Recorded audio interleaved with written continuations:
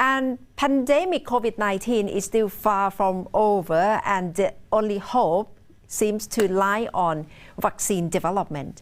And in a trade fair in Beijing, visitors probably can feel the touch of vaccine for the very first time. This report has more details. Beijing has opened its first hybrid online and in-person trade show since the coronavirus pandemic began. A total of 95,000 visitors attended the 2020 China International Fair for Trade in Services, with 60,000 people allowed into its venues at any given time in keeping with social distancing rules.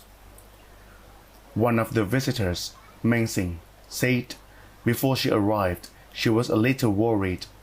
After she arrived, she saw there were good service facilities and epidemic control measures.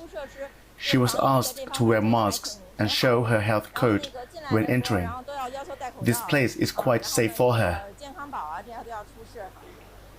China National Biotech Group, or CNBG, a subsidiary of the state-owned pharma giant China National Pharmaceutical Group, or Sinopharm, is displaying test kits, treatment doses and vaccines for COVID-19.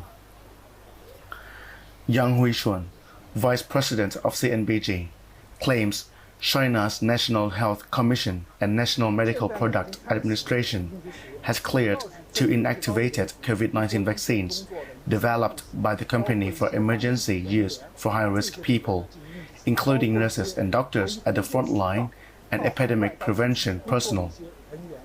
In August, CNBG published clinical data for the results from Phase 1 and Phase 2 trials.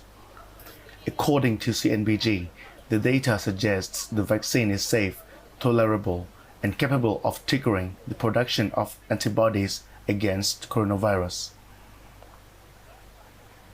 The two inactivated vaccines are currently in their final trials on nearly 50,000 people in countries, including United Arab Emirates, Bahrain, Peru, Morocco, and Argentina.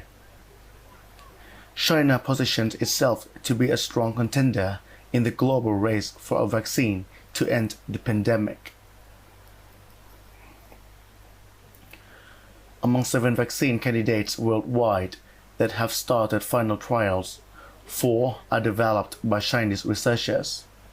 Sinovac, a private Chinese company that has experience developing vaccine for SARS-CoV, is also showcasing the inactivated vaccine called CoronaVac.